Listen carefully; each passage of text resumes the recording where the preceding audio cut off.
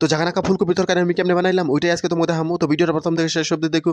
তো রাধে রাধে বন্ধুরা। প্রথমেই হইলো আমি এই যে ফুচকা খেতে থেকে পেঁয়াজ চুরি করে আনছি, আর একটা আলু ওর সাথে সাথে চুরি করে আনছি। আইনে হলো চক চক চক চক চক করে কাটে নিলাম, ছোটো ছোটো টুকরা করে নিলাম। আর আলুটারও হলো জুগু জুগু জুগু করে কাটে নিলাম। ঠিক আছে, এরকম করে হলো তোমরা ছোটো ছোটো করে কাটে নিবা। নিয়ে তারপরে হইলো যে ফুচকা খাতের থেকে হলো পেঁয়াজ, আর তারপরে হইলো পেঁয়াজ বলে সরি কাঁচা লঙ্কা, আর এই যে টমেটো চুরি করে আনছিলাম এটা হলো ঝুঁকি ঝুঁকি করে কেটে নিবো। তারপরে ফুচকা গো মামার বাড়ির থেকে দিয়ে আনছি মিক্সার গ্রাইন্ডার, এটার মধ্যে দিয়ে দিমু টমেটোগুলা কুচি কুচি কইরা দিয়া। তারপরে শুকনা খোলার মধ্যে কয়েকটা গোটা জিরা আর গোটা কালামরিচ ভাইজে নিমু। ঠিক আছে, গুড় গুড় করে ভাইজা। তারপরে হইলো এতে দিয়ে দিমু হইলো মুকেশ আম্বানির বাড়ি থেকে দেওয়া গিফট করা তেলের বোতল। এটাতে তেল দিলে হইলো তেলটা বলে খুব তাড়াতাড়ি হইলো ইসে হয় না, ফুরায় না, কম কম ফুরায়। তো তেলটা দিয়া হইলো সাথে সাথে এই যে পেঁয়াজগুলা ছেড়ে দিলাম, কুচি কুচি করা পেঁয়াজগুলা। তো কুচি কুচি করে পেঁয়াজগুলা দেওয়ার সাথে সাথে হইলো আমি ঢেকে দিছি, কারণ এই পেঁয়াজগুলা যে এত তেল ছিটায় রে বাবা রে বাবা। আমার শরীরে আগে জানো একদিন দেখছি সারা শরীরের মধ্যে কি জানি হইছে ঘামাচির মতো। তো আমি বলছি এই আমার শরীরে ঘামাচি হইব কেন? তারপরে প্রথমে ভালো মতন দেখি যে ঘামাচি না, এগুলা হয়েছে অ্যাকচুয়ালি তেলের ছিটা গিয়া গিয়া হইলো ইসে পড়ছে, ফোড়া উঠছিল। তো ভাই আমি যে রান্নাও জানি, তোমরা এইটা মনে করো না যে রান্না জানি না। তো এত স্পিডে কেন কথা বলতেছি? আরে দাঁড়াও না, ভিডিওটা এত স্পিডে চলতেছে তাহলে কথাগুলো কি স্পিডে কম না? কথাগুলো স্পিডে কম। তো এই যে দেখো পেঁয়াজগুলো ঝাঁকানাকা করে ভাজতাছি, আর পেঁয়াজগুলো একদম ঝাঁকানাকা করে ভাইজা এতে একদম কালার কালার একদম লাল লাল টাইপের করে একদম কড়া করে ভাজবো পেঁয়াজগুলা। ঠিক আছে, তাহলেই তো হোটেলের মতন রান্না লাগবো, আর তাহলেই তো আমার সেই ঝাঁকানাকা ফুলকপির আলুর তরকারিটা হইব। ঠিক আছে, তো প্রথমেই হইলো আলু পেঁয়াজটা ভাইজা উঠাই নিমু, আর পেঁয়াজটা ভাইজা উঠায় নিয়েই হইলো ওইখানে যে তেলটা থাকবো ওই তেলের মধ্যেই ছাইড়া দিমু হইলো এই কুচি কইরা পুচকার ক্ষেত্র থেকে আইনা আলুগুলা চুরি করে আনছিলাম ওইটা দিয়ে দিবো।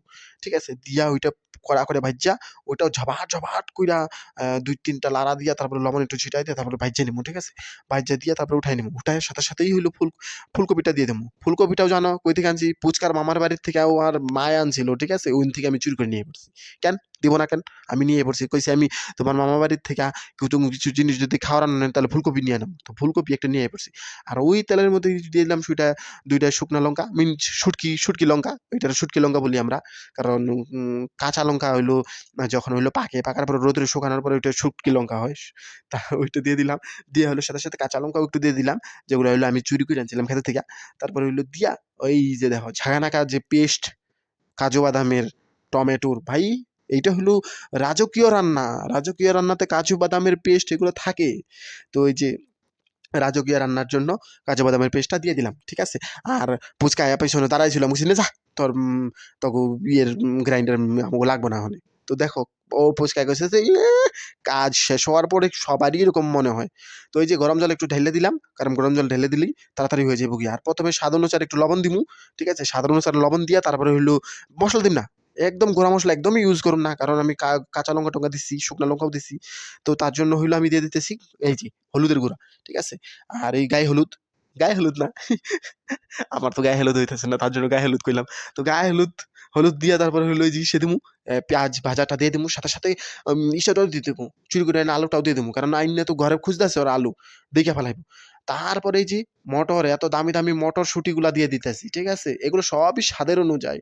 আর ওই যে শুকনা খোলায় যে মসলাগুলা ভাজছিলাম ওইটা দিয়ে দিলাম ছিটায়া। দিয়ার সাথে সাথে এমন দুর্দান্ত ঘ্রাণ বাইর হইছে, দুবাইয়ের সব মানুষই দৌড়ে আইছিল আমার রান্না দেইখ্যা। ঠিক আছে? বলতেছে, "দাদা আপনি এত সুন্দর রান্না করেন, আমাদের দুবাইতে চলে আসুন।" আমি বলছি, "ঠিক আছে। আপনাদের দুবাইতে গিয়া বুর্জ খলিফাতে আমার যে রেস্টুরেন্টটা খুলবো ওইটাতে আমি রান্না করুম। ঠিক আছে? ফুলকপি আলুর তরকারি।"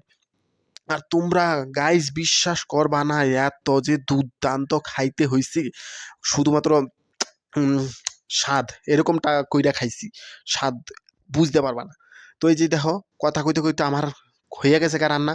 এখন হইলো আমি হইলো আমেরিকার থেকে ধইনা পাতা আনছি। ওইটা একটু ছিটায় দিলাম। ছিটায়-টাইটা দিয়া, ঠিক আছে? ঝাঁকানাকা ফুলকপির তরকারিটা একদম ঝাপাট কইরা গামলার মধ্যে নামায় নিমু। আর গামলার মধ্যে নামাইয়াই তোমাকে হইলো দেখায় নিমু। তো এইটাই ছিল আমার হইলো ঝাঁকানাকা ফুলকপির তরকারি। তোমরা ফুলকপির তরকারি এরকম খাইছো কিনা জানাইও। আর কিরকমটা হইছে শুধুমাত্র তোমরা কল্পনা কইরো। আর হ্যাঁ, জিভলার জল পড়লে প্লিজ আমার কমেন্ট করো যে আমার জিবলার জল পড়তাছে, আমার রাইন্না রাইন্না খাওয়ায় যাও, আমি অবশ্যই গিয়ে রান্না করে দেবো। কিন্তু ফুচকার ক্ষেতের ফুলকপি না, ফুচকার ক্ষেতের ফুলকপি না, ফুচকার মামার বাড়ির ফুলকপি, ফুচকাদের জমির থেকে আলু টমেটো আর লঙ্কা চুরি করে আনতে হবো। তো এইবার চলো, ইসে হইয়া গেছে গিয়া, এবার রুটিটা ভাজ্যা নিমু ঝাঁকানাকা কইরা। আর আমার চেহারাটাও একটু দেখাই দিলাম তুমগো, দেখো ওই যে গোমরা মুখ করে দাঁড়ায় আমি রুটি ভাজতাছি, রুটির মতো আমিও ফুললে রইছি।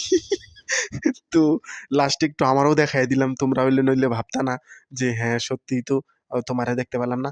এইবার দাঁড়াও, থালাটা বাইরে নিয়ে আসতাছি। আর থালাটা বাইরে নেই, তুঙ্গো প্রথম গরাসটাই আমি দেখামু। এই যে থালাটা বাইরে নিলাম, প্রথম গরাসটাই নিলাম আর ঝাপাট করে খাইয়ে নিলাম, ঠিক আছে? আর তোমরা ভিডিওটা কিরকম লাগলো অবশ্যই কমেন্ট করে জানাবা কিন্তু সবাই, ঠিক আছে?